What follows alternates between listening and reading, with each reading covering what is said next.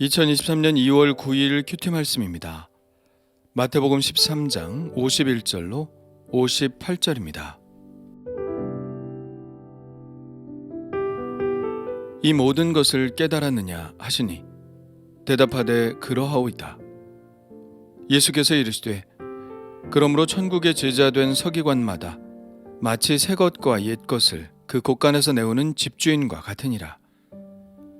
예수께서 이 모든 비유를 마치신 후에 그곳을 떠나서 고향으로 돌아가사 그들의 회당에서 가르치시니 그들이 놀라 이르되 이 사람의 이 지혜와 이런 능력이 어디서 났느냐? 이는 목수의 아들이 아니냐? 그 어머니는 마리아, 그 형제들은 야고보, 요셉, 시몬, 유다라 하지 않느냐? 그 누이들은 다 우리와 함께 있지 아니하냐? 그런즉 이 사람의 이 모든 것이 어디서 났느냐 하고 예수를 배척한지라.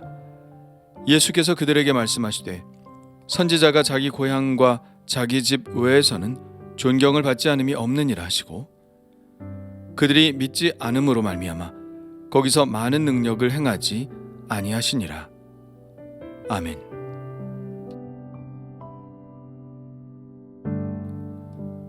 오늘 말씀은 두 가지 주제를 다루고 있는데요. 하나는 천국의 제자된 서기관의 역할에 관한 것이고, 두 번째는 나사렛에서 배척을 받으시는 예수님의 모습을 그리고 있는 것입니다. 두 번째 부분인 나사렛에서의 예수님의 배척에 관한 말씀은 마가복음 6장 1절부터 6절에 병행 본문이 있습니다. 이 부분은 마가복음 묵상에서 이미 자세히 다루었기 때문에 이 부분을 참고하면 될 것 같고, 오늘은 51절과 52절 두 구절에 관해서만 묵상하도록 하겠습니다. 이 부분은 오직 마태복음에만 나오는 부분이기 때문에 여기서 다루지 않으면 다룰 기회가 없죠. 이제 예수님은 천국에 관한 비유를 다 마치시고 제자들에게 물어보십니다. 이 모든 것을 깨달았느냐? 마태복음에서의 제자들은 깨달은 자로 나타나죠. 11절에 천국의 비밀을 아는 것이 너희에게는 허락되었으나 라고 말하고 있고, 16절에 너희 눈은 봄으로 너희 귀는 들음으로 복이 있도다 라고 말씀하신 것을 보면 제자들은 천국의 비밀을 깨달은 자입니다. 그렇게 천국의 비밀을 깨달은 자인 제자들은 새로운 시대에 새로운 역할을 부여받게 되는데요. 그것이 바로 서기관의 역할이죠. 52절에 이렇게 말씀합니다. 그러므로 천국의 제자된 서기관마다 마치 새 것과 옛 것을 그 곳간에서 내오는 집주인과 같으니라. 여기서 천국의 제자된 서기관이라고 말씀하고 있죠. 다가오는, 아니 이미 어느 정도는 와 있는 천국에 속한 자들이 바로 주님의 제자들이고, 이 제자들은 주님의 말씀으로 인해 깨달은 자들, 곧 각성한 자들이며, 주님은 그들에게 서기관이란 직책을 허락하셨습니다.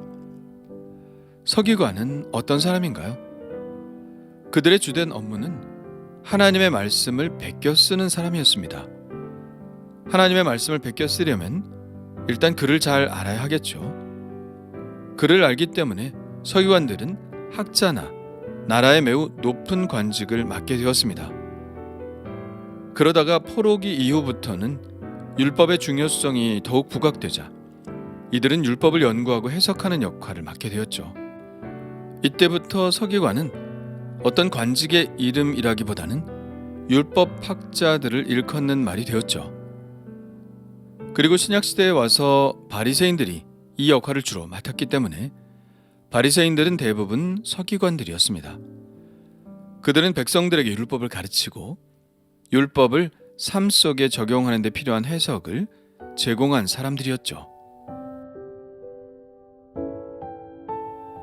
유대교 안에서는 하나님의 말씀인 율법을 가르치고 해석하는 역할들을 이러한 서기관들이 맡았다면, 이제 예수님께서 가르치신 천국 복음의 계명들을 가르치고 해석하는 일은 깨달은 자인 예수님의 제자들이 맡게 된 것이죠. 그래서 사도행전에 보면 그들이 사도의 가르침을 받아 서로 교제하고 떡을 떼며 라고 나와 있고요. 여기서 주님의 제자들은 성도들을 가르치는 자로 나타납니다. 사도행전 6장에도 보면 구제의 문제 때문에 교회에 약간의 혼란이 생겼을 때 그들은 집사를 세우고 자기들의 역할로 돌아가게 되는데요. 그 역할에 대해서 이렇게 쓰고 있습니다. 우리가 하나님의 말씀을 제쳐놓고 접대를 일삼는 것이 마땅하지 아니하니 우리는 오직 기도하는 것과 말씀 사역에 힘쓰리라.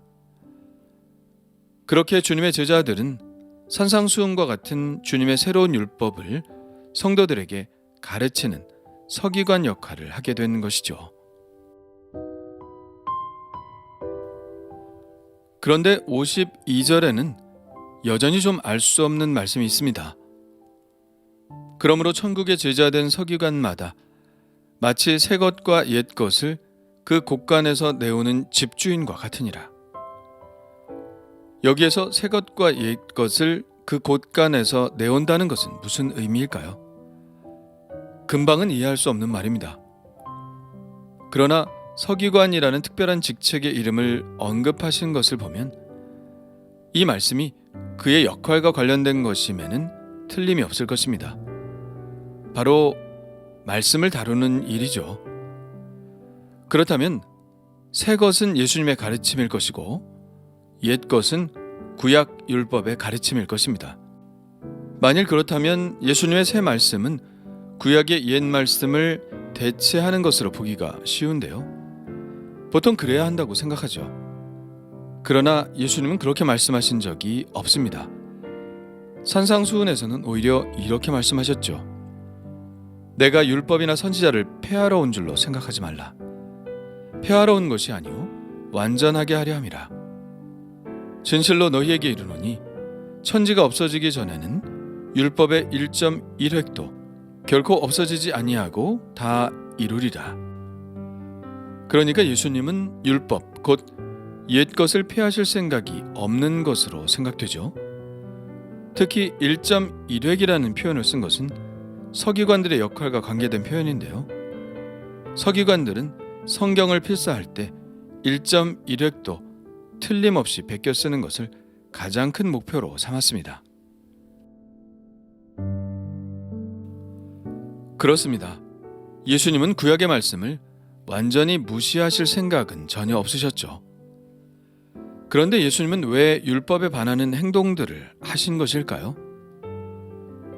그러나 그런 것이 아닙니다. 예수님은 율법에 반하신 행동을 하신 것이 아니라 언제나 율법의 본질에 접근하려고 하셨죠. 예수님은 율법의 가장 큰 정신인 아버지의 사랑으로 율법을 새롭게 해석하셨을 뿐입니다. 그래서 율법의 불완전성을 완전하게 하러 오신 분이라는 말씀이 나온 것이죠. 만일 예수님이 율법을 버리셨다면 우리는 지금 구약 성경을 가지고 있을 필요가 전혀 없습니다. 신약 성경만 가지고 믿으면 되는 것이죠. 그러나 우리는 구약을 가지고 있고 또한 신약을 가지고 있습니다. 옛 것과 새 것을 같이 가지고 있죠. 구약을 버리면 안 되는 이유는 구약의 말씀은 앞으로 오실 메시아 예수 그리스도를 예언하고 있는 말씀이기 때문입니다. 예수님은 이렇게 말씀하셨죠. 너희가 성경에서 영생을 얻는 줄 생각하고 성경을 연구하거니와 이 성경이 곧 내게 대하여 증언하는 것이니라. 여기서 예수님이 언급하신 성경은 구약 성경을 말씀하시는 것이죠. 그러니 옛것을 완전히 버리는 일은 일어나지 않을 것입니다. 오늘 말씀이 그것입니다. 천국의 제자된 서기관들이 해야 할 일은 새 것과 옛 것을 곳간에서 내오는 집주인과 같은 역할을 하게 될 것이라는 말씀이죠. 때로는 옛 것을 내오기도 하고 때로는 새 것을 내오기도 하며 때로는 적절하게 섞기도 하면서 천국의 복음을 잘 전하고 가르치고 해석할 수 있는 사람이어야 한다는 것입니다. 이것이 바로 곳간 주인이 해야 하는 일이죠. 추수 때가 되어 새로운 곡식을 수확하게 되면 새 곡식을 곡간에 넣어야 합니다. 그러나 곡간에는 여전히 예전에 수확한 곡식들이 남아있겠죠. 그런데 만일 옛 곡식을 다 꺼내고 새 것으로만 채운다면 옛 곡식은 보존되지 못하고 버릴 수밖에 없을 것입니다. 아니면 새 곡식을 저장하고 옛 곡식을 소진하기까지 옛 곡식만을 먹게 되겠죠. 그러면 햇 곡식은 먹어보지도 못한 채 매년 옛 곡식만 먹게 될 것입니다. 그래서 지혜로운 주인은 그렇게 하지 않죠. 새 곡식과 옛 곡식을 곡간에 함께 넣어놓고 때로는 새 곡식을 꺼내 먹기도 하고 때로는 옛 곡식을 꺼내 먹기도 하며 또 때로는 두 곡식을 섞어서 먹기도 합니다. 지혜로운 주인은 그 일을 잘하는 사람인 것이죠. 천국의 제자된 서기관들도 이 역할을 잘해야 한다는 것이 바로 예수님의 말씀입니다. 주님의 제자들은 구약의 말씀을 다 버릴 것이 아니라 새롭게 해석하여 그것을 먹을 수 있도록 내놓아야 하는 사람이어야 한다는 것이죠. 지금 마태복음이 우리에게 전하는 방식이 바로 그것 아닌가요? 마태복음은 수많은 구약 성경의 인용을 담고 있습니다. 마태복음의 저자인 마태는 구약 성경에 대한 해박한 지식을 가지고 있고 또 예수님의 말씀의 본뜻도 잘 알고 있어서 구약과 신약을 적절히 섞어가면서 천국의 의미를 설명하고 있습니다. 분명 구약은 그대로 말씀을 받아들여서는 안 되는 부분이 있습니다. 예수님이 새롭게 해석하신 그 해석의 틀 안에서, 다시 말하면 예수님의 말씀의 빛 아래에서 구약 성경을 보아야 한다는 것이죠.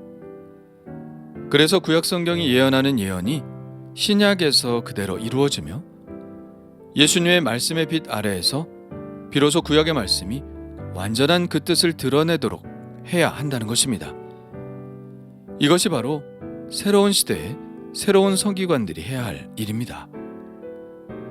유대의 서기관들은 오직 구약의 율법만을 가르치고 해석하지만 이제 천국의 제자된 서기관들은 예수님의 말씀을 가지고 구약의 말씀들을 해석하는 능력을 갖고 있어야 한다는 것이죠. 그래서 새 것과 옛 것을 그 곡간에서 내오는 집주인과 같다고 말씀하신 것입니다.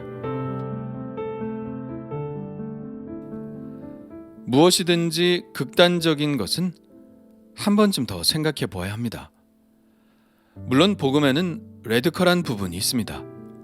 양자택일의 문제도 있을 수 있다는 것을 어제 말씀에서 배웠죠. 그러나 꼭 그런 부분만 있는 것이 아닙니다. 양쪽 모두를 수용하고 그것의 경중을 잘 따지며 우선순위를 정하고 또 함께 보완해 나가는 것도 필요합니다. 구약과 신약의 말씀이 바로 그런 경우죠. 구약 성경만을 가지고는 구원에 이를 수 없으며 신약만을 가지고는 그 구원의 본뜻을 완벽하게 이해할 수 없습니다. 그러므로 우리는 옛 약속인 구약 성경과 새 약속인 신약 성경을 함께 보며 하나님의 뜻을 찾아 나가는 것이 필요한 것이죠. 주님은 깨달은 자에게 천국의 제자된 서기관이라는 직책을 주셨습니다. 이 직책은 우리에게 무거운 책임감을 주죠. 주님은 이렇게 말씀하십니다. 충성되고 지혜 있는 종이 되어 주인에게 그 집 사람들을 맡아 때를 따라 양식을 나눠줄 자가 누구냐. 주님은 이렇듯 말씀을 잘 전할 사람을 필요로 하십니다. 그러니 우리는 무엇을 해야 할까요? 말씀을 잘 배워야 합니다. 또 깊게 묵상해야 하고요. 또한 잘 전할 수 있어야 합니다. 이것은 모든 그리스도인들의 사명인 것이죠. 천국의 제자된 서기관들이 마땅히 해야 할 사명입니다. 그렇다면 나는 어떤가요? 천국의 제자된 서기관의 역할을 잘 감당하고 있나요? 말씀을 잘 전하기 위해 늘 말씀을 상고하고 있나요?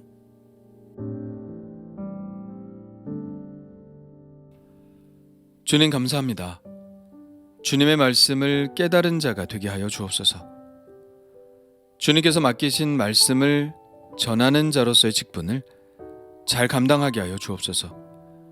여전히 무지하고 깨닫지 못하는 부분이 많이 있습니다. 또 어떻게 전해야 할지 모르는 부분도 많이 있습니다. 성령의 지혜를 주셔서 말씀을 밝히 알 수 있도록 하시고, 이단들이 넘쳐나고 무지한 성경 해석들도 난무하는 이때에 하나님의 말씀을 정확하게 전하는 자가 되게 하여 주옵소서. 예수님의 이름으로 기도하옵나이다. 아멘.